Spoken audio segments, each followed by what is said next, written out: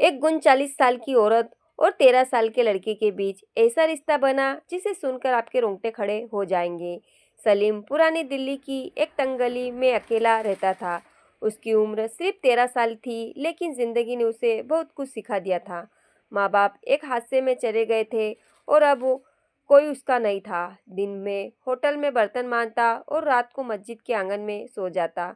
हर कोई उसे नजरअंदाज कर देता, पर सलीम कभी शिकायत नहीं करता। उसके होठों पर हर वक्त एक मासूम सी मुस्कान रहती। जब कोई भूखा दिखता तो खुद भूखा रहकर भी आधा खाना बांट देता। उसके पास न पैसा था न सहारा, बस एक भरोसा था खुदा पर। वो अक्सर कहता, जो सबका है वो मेरा भी होगा एक दिन। लोग उसकी ईमानदारी और शराफत की मिसाल देते थे, पर सलीम की किस्मत कब बदलेगी ये कोई नहीं जानता था। एक रात उसकी जिंदगी में कुछ अजीब घटा जो सब कुछ बदलने वाला था। उस रात हल्की सर्दी थी और आसमान में चांद पूरा था। सलीम मस्जिद की दीवार से लगा सो रहा था जब किसी की धीमी आहट से उसकी नींद खुली। उसने देखा, एक सफेद कपड़ों में लिपटी लड़की उसके पास खड़ी थी। उसकी आंखें चमक रही थी जैसे चांद की रोशनी उसमें समा गई हो। सलीम घबरा गया, पर लड़की की आंखों में डर नहीं, अपनापन था। उसने धीमे से पूछा, तुम यहाँ अकेले क्यों सोते हो? सलीम ने कहा, मेरे अपने कोई नहीं है, पर अल्लाह है ना। लड़की थोड़ी देर खामोश रही, फिर मुस्कुराई और बोली, तुम बहुत नेक हो। सलीम ने सिर झुका लिया। वो नहीं जानता था कि ये कौन है, पर उस लड़की की मौजूदगी में उसे अजीब सुकून महसूस हुआ। लड़की ने जाते जाते सिर्फ इतना कहा, तुम्हारी राह देख रहा है नसीब। और फिर वो अचानक गायब हो गई, जैसे कभी थी नहीं। अगली सुबह सब कुछ पहले जैसा ही था, लेकिन सलीम का दिल बेचैन था। वो सोच रहा था कि वो लड़की कौन थी, क्या सपना था यह सच्चाई। काम पर गया, लेकिन बार बार उसका ध्यान भटकता रहा। दोपहर में वो एक सुनसान गली में गुजर रहा था जब उसके पैर किसी चीज से टकराया।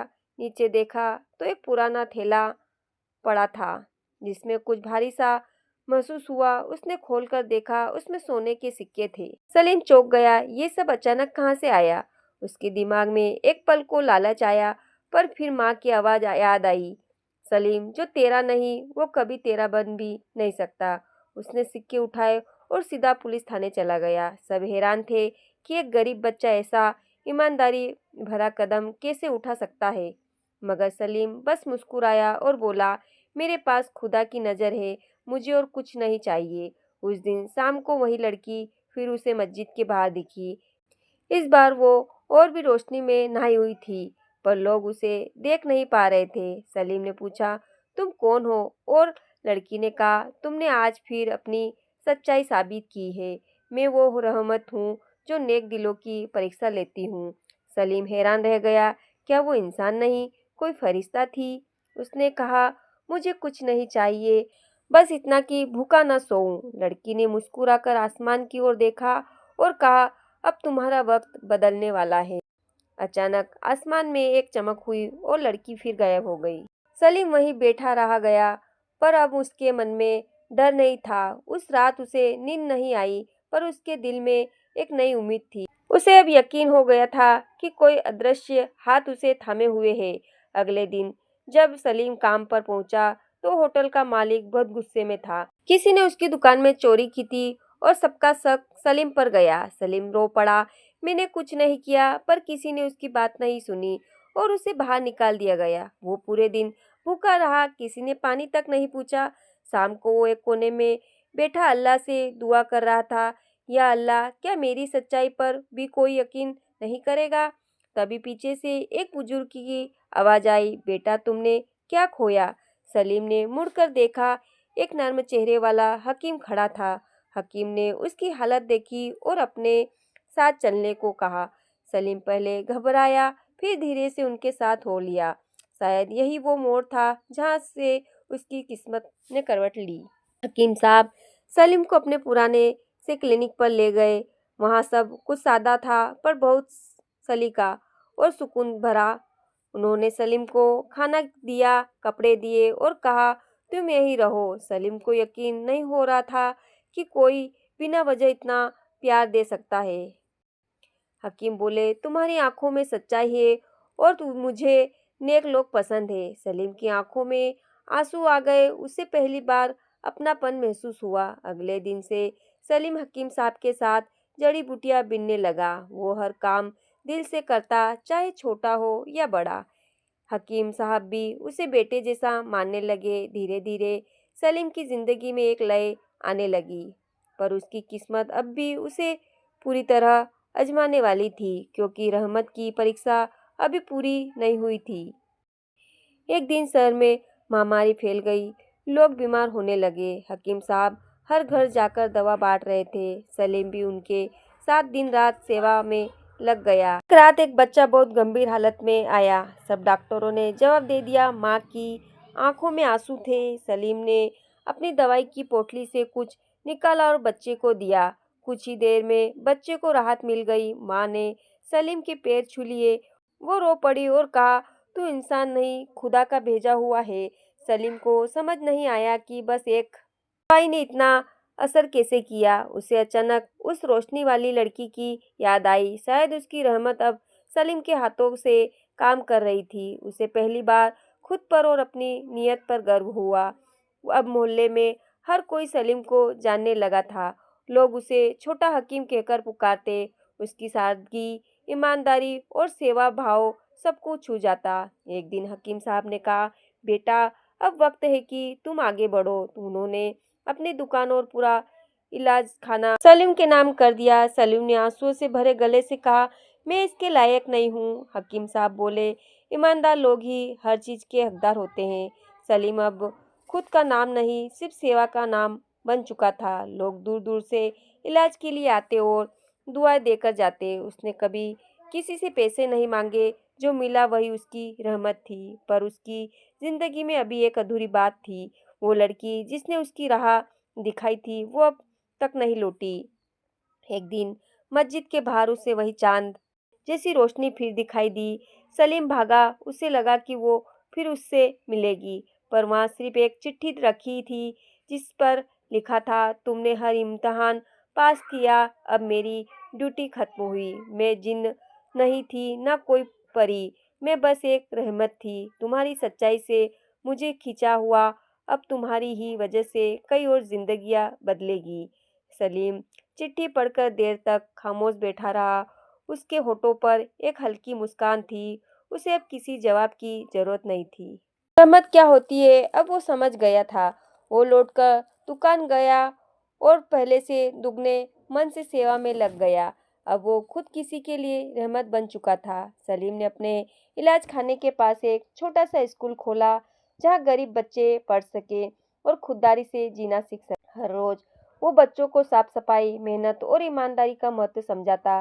कई बार शहर के बड़े लोग भी उससे सलाह लेने आने लगे, मगर सलीम कभी नहीं बदला। न कपड़े न चाल ढाल। उसका दिल अब भी उतना ही नरम और नर्म था। उससे जब कोई भूखा दिखता तो वो खुद खाना परोसता। जब कोई बीमार होता तो वो खुद जाकर देखता। उसने अपने जीवन को दूसरों के नाम कर दिया।